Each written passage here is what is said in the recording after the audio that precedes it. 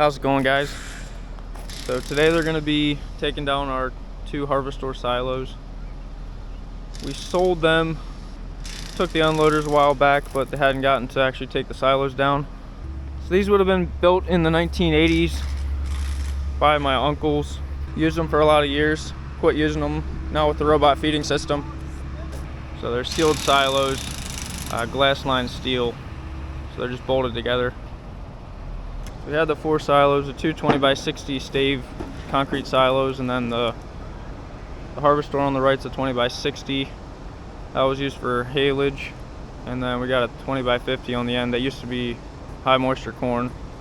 Now it was transitioned to a forage silo for the last few years. These silos it's a pretty lightweight silo. They're gonna be able to lift it up with a crane, just take it apart from the bottom up. These have been standing here my entire life, so it's gonna be very weird to see the space opened up. Just starting to take the first row of bolts off, and then they'll be able to lift it up with the crane. These Harvestores are bottom unloading silos, which there's some nice things about it because you could just fill them. You didn't have to worry about leveling the feed off. Whenever you would add feed, you'd be still feeding out of the fermented feed on the bottom. You could add feed on top.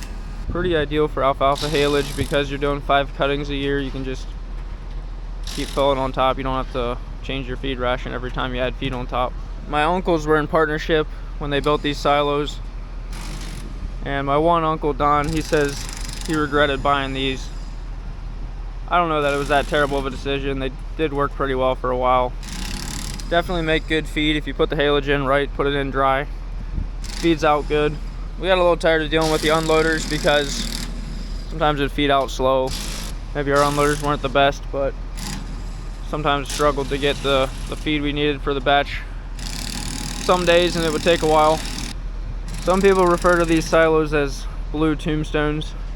There's a lot of dairies, small dairies that had these silos that went out of business. They're no longer used. I don't know that these silos cause guys to go broke, but it's just how the industry's changed. There's a lot less farms than there used to be. A lot of small farms are not in dairy anymore. Plenty of successful farms around here that have used or still use Harvestore silos.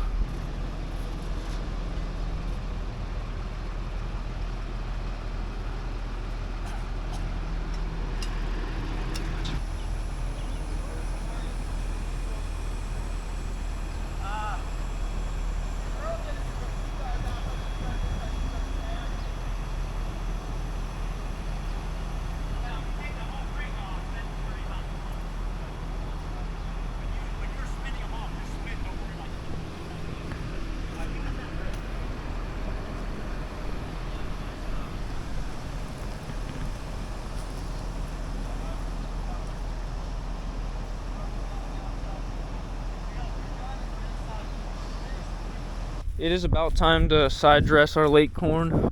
I planted about 10 acres the last week of May. That was this field. And then the rest of it was planted the first week of June. So that stuff's just a little bit shorter. Our farm skyline's gonna be so different now with the silos down. With the new silos, the old ones just kind of looked out of place. It looks so short. It's gonna clean it up quite a bit to get all those silos out of there. We want to take those stave silos down as well, but haven't quite got that figured out yet. We have just had so much rain this spring into the summer. I don't remember ever getting this much moisture early in the summer like this. Every week getting inches of rain. This week we had 4 inches between 2 thunderstorms. The last couple years we had some pretty decent dry spells in the summer. Corn still turned out pretty decent even with that. But I'm kind of excited to see what the corn will do this year with no shortage of moisture so far. I mean, some of the early corn is almost ready to start tasseling within the next week or 2. This later corn, you never know what the rest of the summer will bring, but usually if you're getting rain, you continue to get rain. Yeah, this corn looks so good for being planted first week of June. Tomorrow's July 4th. The old saying, knee high by the 4th of July, it's actually going to be about true with this stuff. I don't know where that saying originated, but I'm not sure back in the day when they were planting their corn. I think if you're planting the end of April or beginning of May and your corn's only knee-high by 4th of July, you got something wrong. If you're planting June 1st, knee-high by 4th of July is about the perfect rule, I would say. All things considered, this spring with harvesting a little bit wet, spread manure a little borderline, I don't think the compaction's too bad. The crop looks even. We just like to see consistency across the cornfield. If it's consistent, that means everything's probably growing the way it should. When you see some stuff taller than other stuff, then you know you have problems in certain sections. So over here you can see the line with our early and late corn. So I had actually planted, this was planted June the 6th. This was planted the last week of May. I just did 6 rows and then decided to quit because it was a little wet that week in this field. You can see the difference that 1 week makes. Well, it's actually 2 different varieties too, so it's not quite an even comparison. But then we got the corn that was planted at the beginning of May. This is over my head now. And, I mean, look at these stalks. I mean, that is like a tree trunk. So, man, I'm just excited about this corn. This stuff looks beautiful. Just healthy. It's got all the moisture it could ever want. Lots of nice, warm, humid days for it. So I just ordered a fertilizer trailer. I got to get the sprayer switched over again to do side dress. I want to at least do the tallest stuff today, and yeah, we might as well start pecking away at fertilizing.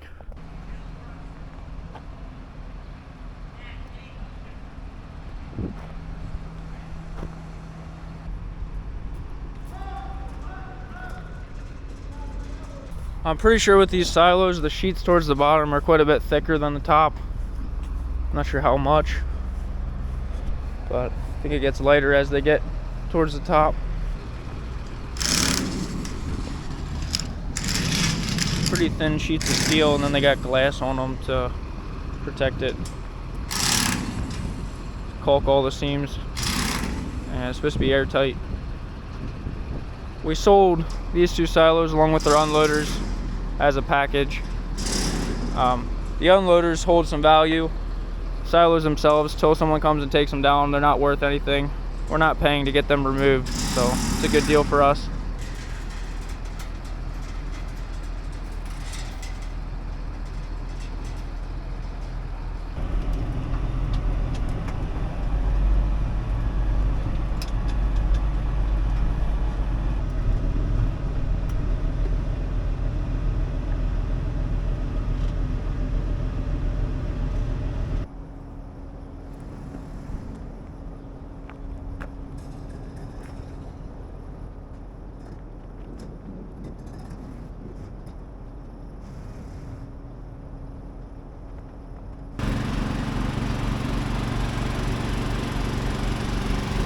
We're gonna be dribbling 20 gallons of 27% nitrogen on, and it's got some stabilizer in it. Hopefully we'll get some more rain within the next few days.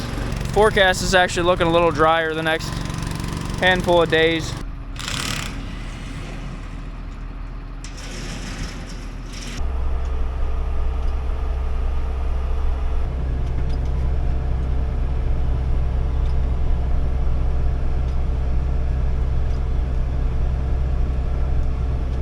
I got that tall field done and one other field. I'm gonna need a little bit more fertilizer to finish up. Guess they're gonna do the second silo tomorrow.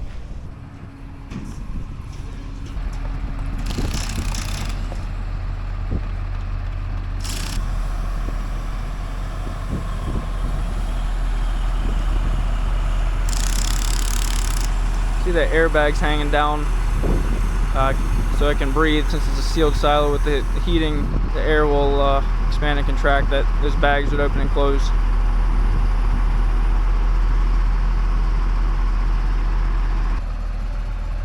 Well, I missed them removing the second silo there, but got it off the side. So it is the next day, July 4th. They're working at the second silo. I was thinking I could get my drone out and film them when they first removed it, but I was getting breakfast and didn't happen. So gonna have to figure out how to take down the stave silos, but it looks way different already.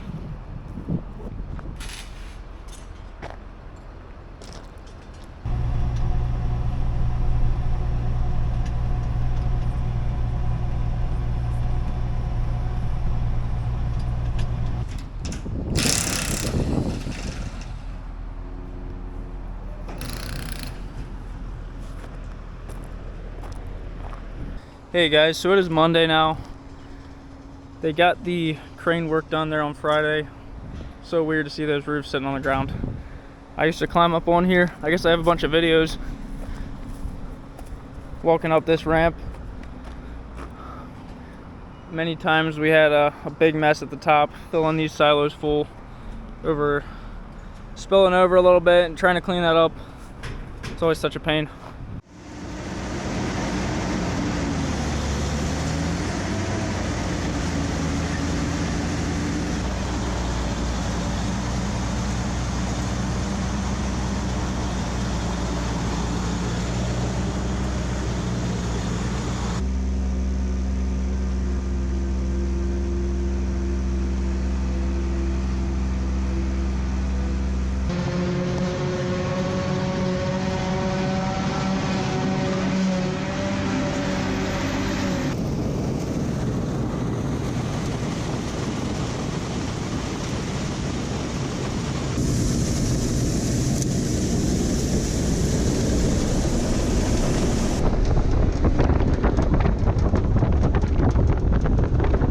Definitely getting fuller. I think we should be able to fit it in, but it's getting pretty close to the top here. As you can see, we got a bit of a mess here.